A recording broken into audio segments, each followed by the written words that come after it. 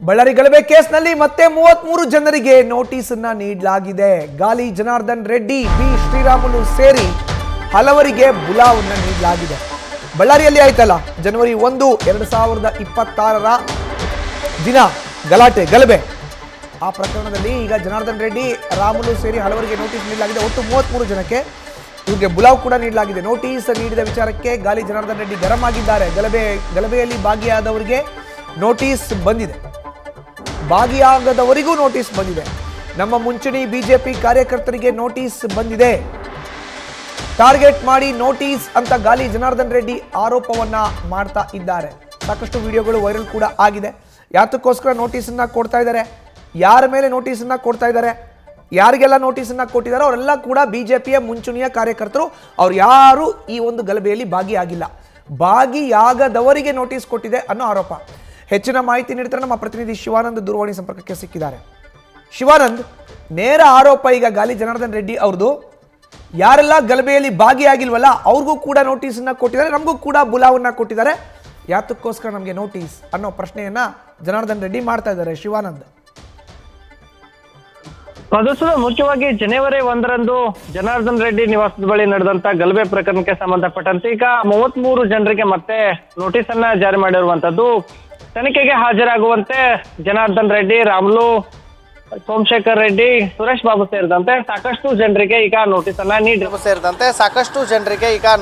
ನೀಡಿರುವಂತದ್ದು. ಆದ್ರೆ ಈ ಒಂದು ಪ್ರಕರಣದಲ್ಲಿ ಗಲಭೆಯಾಗದ ವ್ಯಕ್ತಿಗಳನ್ನು ಕೂಡ ಹೆಸರನ್ನ ಸೇರಿಸಲಾಗ್ತಾ ಇದೆ ಅನ್ನುವಂತ ಒಂದು ಗಂಭೀರ ಆರೋಪವನ್ನ ಈಗ ನೇರವಾಗಿ ಜನಾರ್ದನ್ ರೆಡ್ಡಿ ಅವರು ಜಿಲ್ಲಾಡಳಿತದ ಮೇಲೆ ಮಾಡ್ತಾ ಇರುವಂತದ್ದು. ಒಂದ್ ಕಡೆ ತನಿಖೆಯಲ್ಲಿ ಸಾಕಷ್ಟು ನಾವು ಸಹಕಾರ ಮಾಡ್ತೀವಿ, ಜೊತೆಗೆ ಈಗಾಗಲೇ ಪೊಲೀಸರು ಕೇಳಿದಂಥ ಎಲ್ಲ ಎವಿಡೆನ್ಸ್ಗಳನ್ನು ನಾವು ಈಗಾಗಲೇ ಸಲ್ಲಿಕೆಯನ್ನು ಮಾಡಿದ್ದೇವೆ. ಆದರೆ ಬಳ್ಳಾರಿಯ ನಗರದ 33 ವಾರ್ಡ್ಗಳಲ್ಲೂ ಕೂಡ ನಮ್ಮ ಮುಂಚೂಣಿ ಕಾರ್ಯಕರ್ತರಿದ್ದಾರೆ, ಅವರನ್ನ ಬೇಕು ಅಂತಲೇ ಈ ಒಂದು ಪ್ರಕರಣದಲ್ಲಿ ತಳಕು ಹಾಕಲಾಗ್ತಾ ಇದೆ ಅನ್ನುವಂಥ ಒಂದು ಗಂಭೀರ ಆರೋಪ ಈಗ ಜನಾರ್ದನ್ ರೆಡ್ಡಿ ಅವರು ಮಾಡ್ತಾ ಇದ್ದಾರೆ. ನಿನ್ನೆ ತಾನೇ ಒಟ್ಟು 33 ಜನರಿಗೆ ಈಗಾಗಲೇ ನೋಟಿಸನ್ನು ಜಾರಿ ಮಾಡುವಂಥ ಒಂದು ಕೆಲಸವನ್ನು ಪೊಲೀಸ್ ಇಲಾಖೆ ಮಾಡಿದೆ.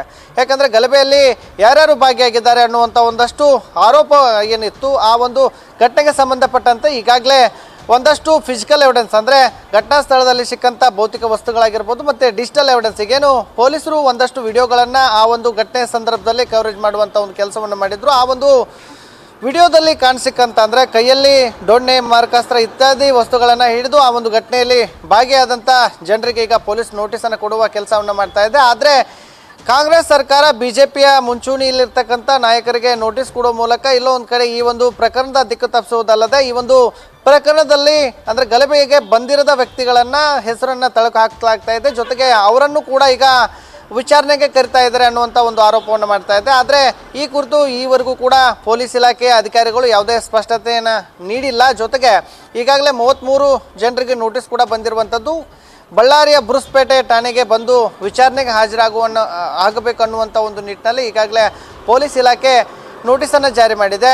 ಮುಖ್ಯವಾಗಿ ಜನವರಿ 1ರಂದು ಈ ಒಂದು ಗಲಭೆ ಪ್ರಕರಣದಲ್ಲಿ ಸಾಕಷ್ಟು ಬಿಜೆಪಿ ಕಾರ್ಯಕರ್ತರು ಕೂಡ ದೊಣ್ಣೆಯನ್ನು ಹಿಡಿದು ಪ್ರತಿದಾಳಿಗೆ ಮುಂದಾಗಿದ್ರು ಅನ್ನುವಂಥ ಒಂದು ಆರೋಪ ಇತ್ತು. ಆ ಒಂದು ಪ್ರಕರಣಕ್ಕೆ ಸಂಬಂಧಪಟ್ಟಂತೆ ಈಗಾಗಲೇ ಪೊಲೀಸರು ಹಂತ ಹಂತವಾಗಿ ಅಂದರೆ ತನಿಖಾಧಿಕಾರಿ ಜನಾರ್ದನ್ ರೆಡ್ಡಿ ಅವರು ಸಲ್ಲಿಕೆ ಮಾಡಿದಂಥ ದೂರಿನ ಅನ್ವಯ ಈಗಾಗಲೇ ಒಂದಷ್ಟು ತನಿಖೆಯನ್ನು ಈಗಾಗಲೇ ಪೊಲೀಸರು ಆರಂಭಿಸಿರುವಂಥದ್ದು. ಜೊತೆಗೆ ಘಟನಾ ಸ್ಥಳದಲ್ಲಿ ಮತ್ತೆರಡು ಬುಲೆಟ್ ಅಂದರೆ ಮೊನ್ನೆ ಮತ್ತು ನಿನ್ನೆ ಒಟ್ಟು 2 ಬುಲೆಟ್ ಅಂದರೆ 9mm 2 ಬುಲೆಟ್ ಸಿಕ್ಕಿರುವಂಥದ್ದು. ಈ ನಿಟ್ಟಿನಲ್ಲಿ ಪೊಲೀಸರು ಕೂಡ ಬಳ್ಳಾರಿಯಲ್ಲಿ ತನಿಖೆಯನ್ನು ಚುರುಕುಗೊಳಿಸಿರುವಂಥದ್ದು. ಜೊತೆಗೆ 33 ಜನರಿಗೆ ನೋಟಿಸ್ ನೀಡುವ ಮೂಲಕ ಈಗಾಗಲೇ ಒಂದಷ್ಟು ಜನರನ್ನು ಠಾಣೆಗೆ ಕರೆದು ವಿಚಾರಣೆಗೆ ಹಾಜರಾಗಿ ಅನ್ನುವಂಥ ಒಂದು ಮಾಹಿತಿಯನ್ನು ನೀಡಿದ್ದಾರೆ.